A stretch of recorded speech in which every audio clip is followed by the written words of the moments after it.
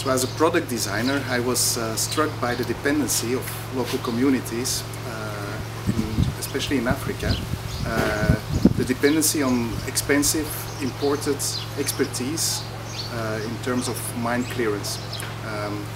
It's a highly specialized activity, and specialized NGOs come in to do that job, leaving very little behind in the countries, apart from creating the necessary conditions for development. And the difference in my approach was that I placed myself in the situation of a subsistence farmer and looked at what resources such person would have at hand. And seeing from there what could be done to empower them to actually tackle the problem more independently. I found an unlikely solution in the form of rats, a youth passion I had.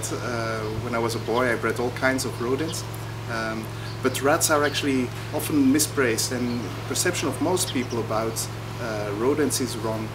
We see them as vermin, but they're actually very sociable, intelligent creatures with an extremely keen sense of smell, easy to train, to transport in big numbers, and well, especially in an African environment, they form a very suitable detector to help tackling the landmine problem. By now, our hero rats have saved many lives and have reopened more than 2.5 million square meters of land to communities through which new infrastructure could be rebuilt. For instance, electricity could be brought to villages, kids can read in the evening, and the social impact of mine action as such is actually more considerable than the square meters you have actually cleared. But in the process we have found more than 1,000 landmines, thousands of small arms and light weapons, unexploded bombs, all kind of explosive devices which can actually harm people and set back development considerably. So all of that is a positive result. In terms of tuberculosis detection, our hero rats have now saved more than 2,000 people that were initially missed by microscopes in health centers in Dar es Salaam, and by doing so we have increased case detection rates by 43%, which is really considerable. If you see that for every of these 2,000 people, if they were non-detected, they would spread the disease to 10 up to 15 people per year, then a conservative estimate would be that preventatively hero rats have kept more than 20,000 people healthy and active in society.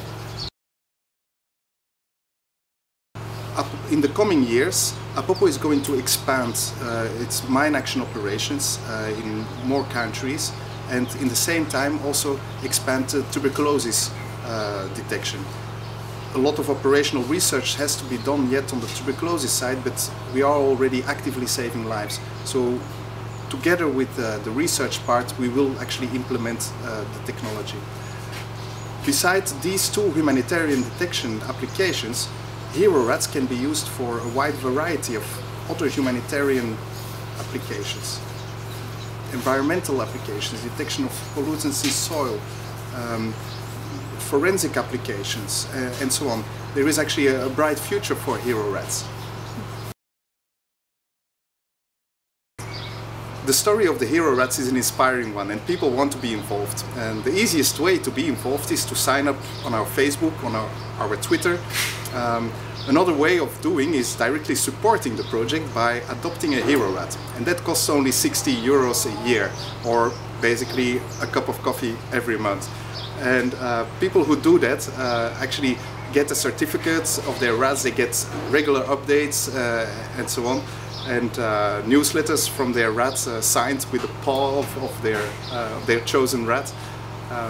It's actually a very grateful way, also, and a very original present. We notice that many people give a rat as a present to others, for instance for Father's Day or for Thanksgiving or whatever.